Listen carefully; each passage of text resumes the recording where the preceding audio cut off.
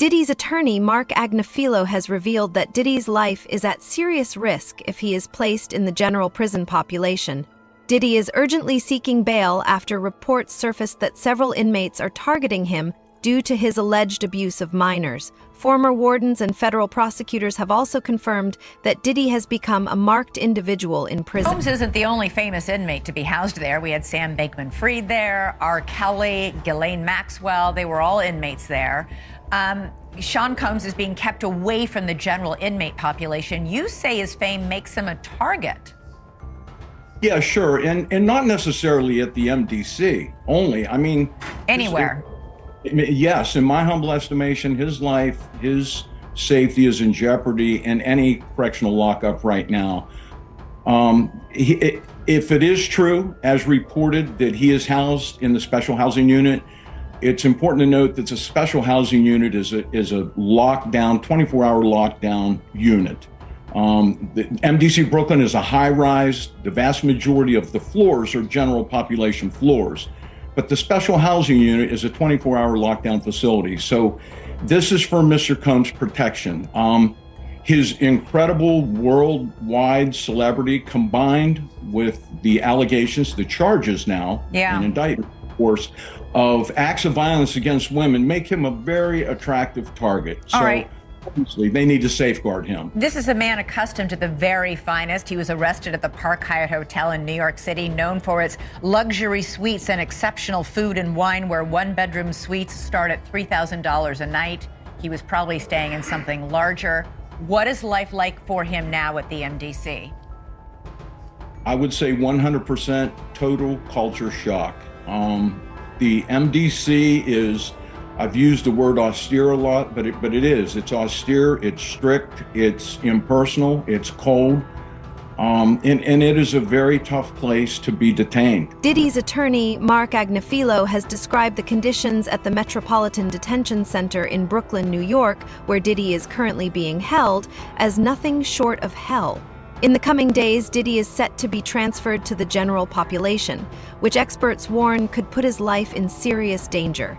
After 3 failed bail attempts and a rejected $50 million offer for house arrest, Diddy is reportedly experiencing a mental breakdown. His attorney has announced plans to make another bail attempt, but whether it will be granted remains uncertain. We made a bail appeal to Judge Carter. It did not go our way. The fight continues. We're not giving up by a long shot. I told Mr. Combs I'm going to try and get his case to trial as quickly as possible. I'm going to try and minimize the amount of time he spends in very, very difficult and I believe inhumane housing conditions in the special housing unit of the Metropolitan Detention Facility. And I'm going to do everything that I can to move his case as quickly as possible. I understand that the government has a great amount of electronic devices that they have to download and provide to me, but everything's on the government's timetable, nothing's on the defendant's timetable, and they're gonna have to accommodate me and him and give us a quick trial, and I'm gonna be pushing for that. He's ready, he's focused. He has been ready to defend this case since he first found out about this case. Nothing has changed from his perspective. I obviously would much prefer to fight this case with him out of jail, and we are going to try to bring that about through additional legal process. But wherever he is, his resolve is the same. He believes he's innocent. I believe he's innocent, and we're going to fight this case with all of our might until we don't have to fight any longer. Inmates from within the prison have shared that Diddy is struggling to cope with the harsh and unforgiving environment of incarceration, describing him as being at his breaking point. He is reportedly unaccustomed to the cold, rigid conditions of prison life. The decision to deny Diddy's bail and keep him in federal custody until May 2025, when his trial is scheduled, came after prosecutors disclosed that Diddy had been attempting to contact witnesses from behind bars. Interestingly, Diddy's legal team has claimed that he only wanted to speak with the witnesses and had no intention of pressuring or harassing them.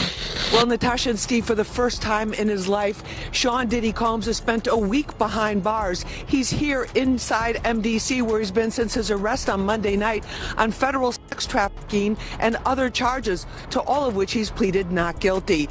There's no VIP section, there is no concierge, only conmen, killers, and kingpins. MDC is so bad, federal judges have questioned the harsh conditions for those here awaiting trial. So bad, I was here 2 years ago during a cold spell, reporting on detainees with no heat, pounding on windows for help. There was even a congressional inquiry. But take the word of a former inmate I spoke with who goes by Esco. It's terrible. The food is terrible. Of course, the inmates are terrible. The guards are terrible. The conditions are terrible. It's just terrible. The inmates that you're surrounded around, just in general, a lot of them are brought up on pretty heavy federal indictments, right? So just in terms of the atmosphere there, it's just certainly one that no one wants to be in. Combs was placed in a special housing unit and on suicide watch, the standard protocol for high-profile celebrity detainees. The disgraced mogul was denied bail by 2 separate judges. His attorney, Mark Agnifilo, asked the court to transfer him to the federal detention section at the Essex County Jail, but the judge deferred to the Bureau of Prisons. Federal trial attorney Philip Hamilton says lockdown can mean a lot less time to prepare your defense. In terms of fighting their case, it just makes it all the more difficult, because now in terms of you being able to communicate with your attorney, you are at the realms of just what's going on with respect to the facility. Is it on lockdown? Is the facility letting visitors in? Detainees on suicide watch wear tearaway paper hospital-style garments and rubber shower shoes. The isolation may be the worst part for Combs. It's being done for his protection in the violence-prone facility. He will have no bunkie. He's probably not going to have any contact with any other inmates. So for him, it's going to be a little different than for a person like me, where I will go in, I will go through process and intake, and then they'll assign me a cell, and I'll have a bunkie or a cellmate, and I'll be in population. For him to be able to get out at this point, it just doesn't look good. Reports suggest that Diddy has asked to be placed back on suicide watch. This means he would stay in solitary confinement for over 23 hours a day, a condition that often causes mental health problems for prisoners. However, Diddy seems to prefer this because he knows the danger he could face if other inmates find out about his charges. So breaking news right now, Larry, I am just getting word. People magazine says it's got a source on the inside that tells them that P. Diddy's on suicide watch tonight. Do your sources confer the same information? Are they saying it was possible? Hey, real quickly, all that commissary stuff, he's not getting any of that because people in the SHU have an abbreviated list. So he's out of luck. No stake for him. Yeah, he is on suicide watch. This guy thought he would have went home. All of a sudden, he didn't get bond. Remember, the first night that he was there, he was like an overnight guest. When they told his bond hearing, now they checked him into the system, and reality has hit him. And I understand that he has a shrink coming by his cell to see him several times a day. And now there's talk about putting him in, it's like a bubble. It's like a cell that has like a plexiglass wall in it where they have inmates watching you. That's actually their job, to keep an eye on the inmates that are on suicide watch. Another error that I guess some warden told you this. There are sentenced inmates there. They're called cadre inmates. They don't have to be white collar inmates, but they're doing maintenance on the building. And the problem why there's a lot of violence there, they have housing units. And they're mixing bank robbers, drug dealers, rapists with white collar people. And this is why Diddy, he can't go into a regular housing unit because somebody will take him out for sure. Somebody's gonna get a lot of street credibility out of this. People that are doing substantial time that know they're never getting out, they'll just kill a guy, no questions asked. You think that they'd suck up to him because he's got a lot of money, and if he ever does get the commissary options, he would be able to help them. Some people do because I got to wrap it real quick. Okay, some people do think that Diddy can help them, but this guy's going to be locked up forever. His case will probably take at least 3 years to litigate. He'll stay at MDC. There's rumors that he wants to go to Essex County Jail in New Jersey because he doesn't like MDC. He's a Marshals inmate. There's no way they're going to transfer him back and forth, I don't know, several times a week, 6 Marshals to do it. He's out of luck. Diddy's legal team offered $50 million and a fully paid-off house worth $70 million as part of his bail proposal. They also suggested that Diddy and his family surrender their passports, knowing he needed to make significant concessions to secure his release. However, Judge Aaron denied the bail, stating that nothing could ensure the victim's safety if Diddy were released. As a result, Diddy remained in jail, even over the holidays. While in custody, Diddy reportedly used secure phone lines to pressure victims, with all calls being recorded. Which ended up being recorded. What he did here is on a magnitude of unlike anybody else you could imagine. A week after these public searches were televised, he gave us his passport. His children gave us his passport.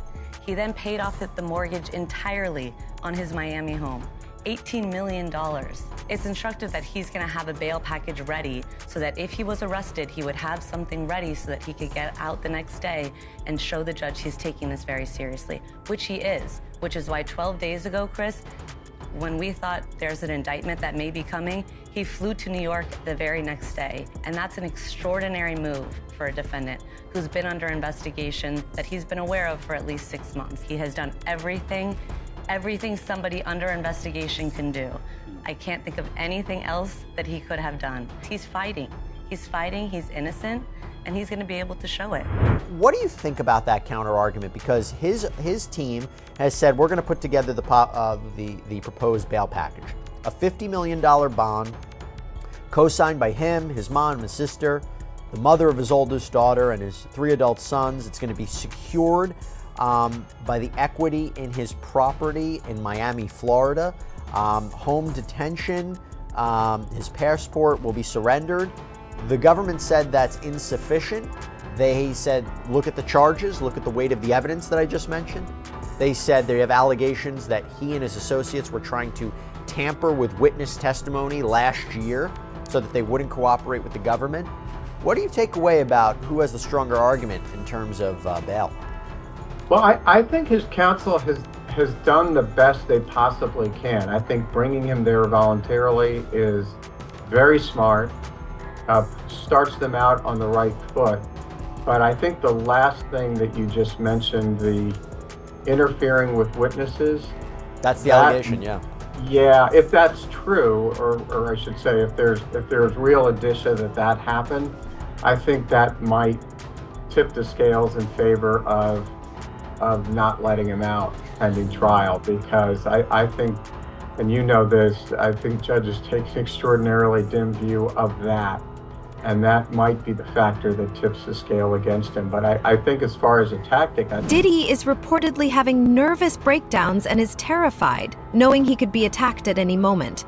He is desperate to get out of prison as soon as possible. Meanwhile, things aren't going well for him outside of prison either, but we'll cover that later. For now, it's important to note that 3 of Diddy's biggest co-conspirators have also been named in lawsuits and might end up joining him in jail soon. There are even rumors that Diddy has lost hope in his case and is contemplating suicide. According to a report from the Daily Mail, that's why Diddy had a breakdown. A person close to him apparently said, quote, spending the holidays behind bars was a nightmare for him. If we're to believe all this, Diddy had a meltdown in his cell and begged the guards to take him to the hospital for observation, but they refused. This same friend or person told the Daily Mail, quote, he eventually managed to calm himself down with the meditation technique he's been using while he's been behind bars. It took him a few hours of deep breathing and focusing to get out of the bad space he was in, but he finally managed it. This isn't the first time Diddy's mental health has come into question while he's been at MDC. When he first arrived, he was on suicide watch, which the U.S. Department of Justice National Institute of Corrections describes as supervisory precautions taken for suicidal inmates that require frequent observation. Diddy's suicide watch was only temporary, though. He was housed in a special protective unit of the jail after that for the first few weeks of his stay. But Diddy right now is in Gen Pop, meaning general population, the place where majority of the inmates stay.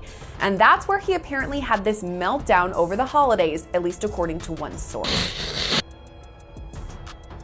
He's suffering the consequence, and I don't feel bad for him at all. Because people was trying to talk to him. People was trying to tell him. You couldn't pull him by the coat and let him know anything. You understand? They messed up the game, brother. When he put that shit out with them, money, power, respect, it ain't never been like that. It ain't never been like that. You got your respect in the street that gave you your power, that brought you your money. Totally different thing. He let that money, power, and respect go to his head, but he had it ass backwards. So do I care what happened? Nah. He got enough money to buy his way out of this. So we think. So when you look at that video of him pacing around and he's looking worried, and you knowing him, do you think it's possible that he might commit suicide? When you're a narcissist, there's always a possibility because you're suffering. But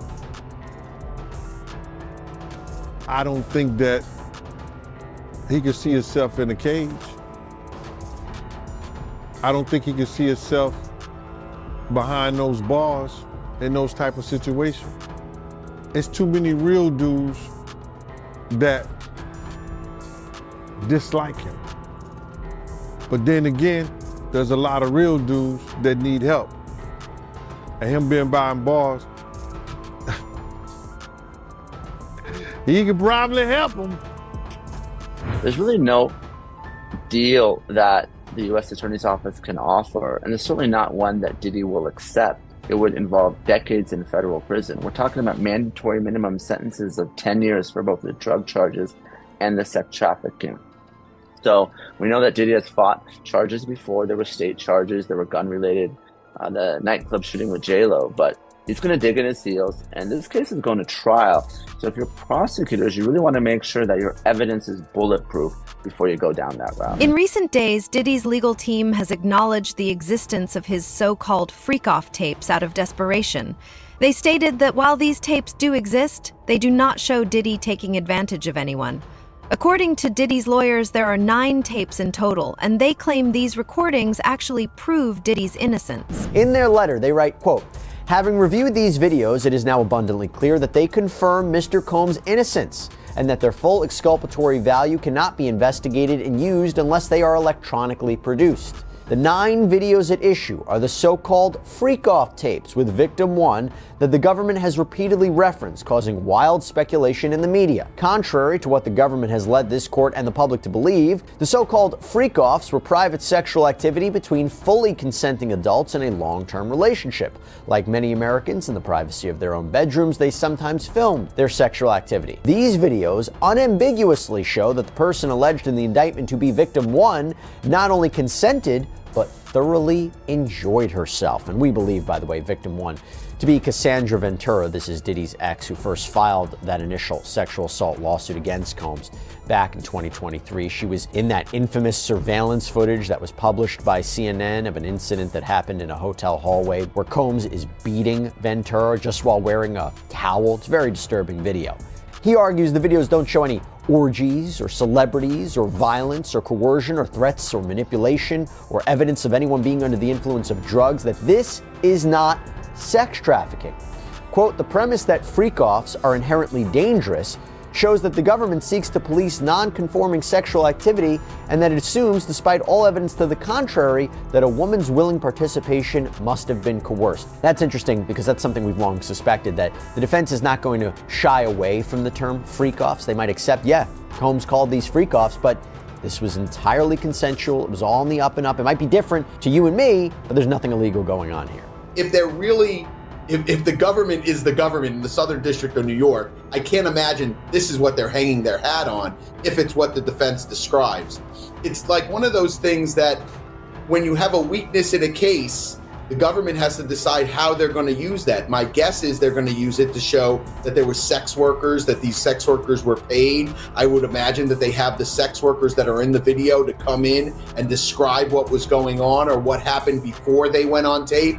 whether or not they had drugs or alcohol or anything else, whether or not Cassie had drugs or alcohol, whether or not there was a discussion between Sean Combs and Cassie before the tape started. So Right. I think that the tape is going to be one portion of it, but the testimony of either the sex workers that were in the video and or Cassie is going to kind of tie it together. That's my Diddy guess. is losing the battle both inside and outside of jail. Inside, he is reportedly at his wit's end, while outside, his friends are being pulled into his legal troubles. His ex-girlfriend, Jennifer Lopez, has now been named a material witness in a lawsuit. Alleged victim Cardello Smith claims that Diddy assaulted him in 1997 during a party at a Holiday Inn in Detroit. Smith also alleges that Diddy recorded the assault and that Jennifer Lopez has helped him cover it up. But going back to Cardello Smith's filing, his notice says that Jennifer Lynn Lopez, aka J-Lo, aka Jenny from the Block, quote, will be called as a material witness and expert to Sean Combs' viewing, possession, and distribution of his sexual assault upon the plaintiff in 1997 and the orders of defendant Sean Combs forcing Jennifer Lopez to remain silent about the videotaped sexual assault of plaintiff by defendant. Plaintiff states that the material witness Jennifer Lynn Lopez, also known as J-Lo and Jenny from the Block, was engaged in a relationship with the defendant Sean Combs during 1999 and 2001, and that the sexual assault of the plaintiff was recorded, distributed, and held by the defendant at his New York residence and recording studio. And during the relationship with Jennifer Lopez, she was made privy to this video that was taken by Sean Combs and his employee Kirk Burrows. She, J-Lo, has known this video existed and was in existence and took no action to make it known to anyone in law enforcement, and that she was even questioned by New York Police Detective Derek Palmer about this matter, and that the report will show that her answers to this tape was and still remains a resounding yes to its existence. And again, Cardello Smith writes that he wants to call Officer Derek Palmer as a witness because he says Palmer is the one who questioned Lopez and believes that he will have testimony that could help his case. As I mentioned, Diddy's legal team has called for this entire case to be thrown out. Cardello Smith has filed a massive response to that request that totaled more than 200 pages. Probably half of it was just straight up copies of case law that seems to support his arguments, word for word. It's something out of like a legal textbook. There's so much to slog through, but I kind of want to give you some of the highlights. So first, in addition to the claims of rape and a cover-up, Cardello Smith also claims and alleges that Combs was violent towards his loved ones. At times, Cardello Smith addresses alleged threats against his family.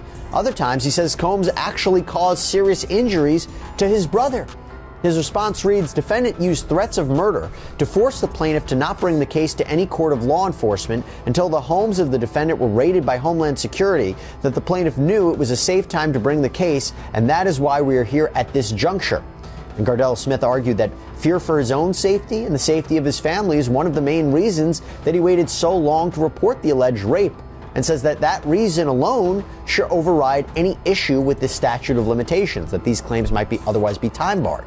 And he also argues that while he's been in prison, fellow inmates and prison guards have threatened him on behalf of Sean Combs. Officers involved in the raid on Diddy's mansion have also spoken out, stating that Diddy is finished. Without revealing too many details, one officer mentioned that baby oil and sex tapes were among the key pieces of evidence recovered from the scene. In fact, the evidence collected was reportedly more than enough to justify Diddy's pre-trial detention without bail. For years, P. Diddy's gotten a hall pass. He's actually created his own kingdom where he makes his own rules, and you got to follow his rules or you get penalized. And guess what, Laura? He's now in a federal penitentiary, and for the first time in his life, he's facing his own fate at the hands of somebody else. And I will tell you, Laura, I've done federal cases, that's not the place you want to be in federal court.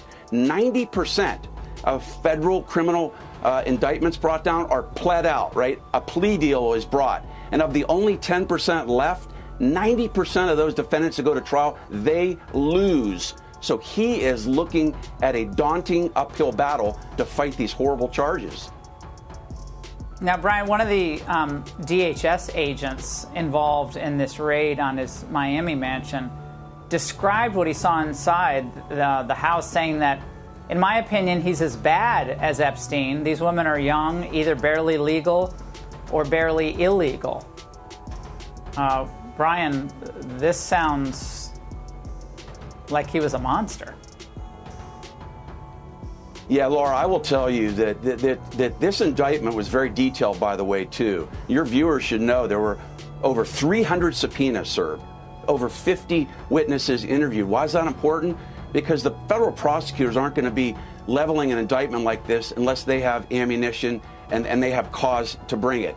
And the core issue at this case, which the feds have to prove, which it's looking like they can, is that P. Diddy essentially controlled these women, that he threatened them with stopping the money that he was paying them, that he spiked their drinks with drugs, that's been alleged in the indictment, and that he basically told them, I'm going to ruin your life unless you engage in these freak-offs. And that's really what the prosecutors got to prove. And if you've got some victims coming forward to talk about that, you've got financial records that prove that, travel itinerary that proves that, P. Diddy has very little defense. And I got to tell you, Laura, if this guy wants to fight these charges, he's going to have to step up and walk into a courtroom and talk about it. If he doesn't testify in this case, he is dead on arrival.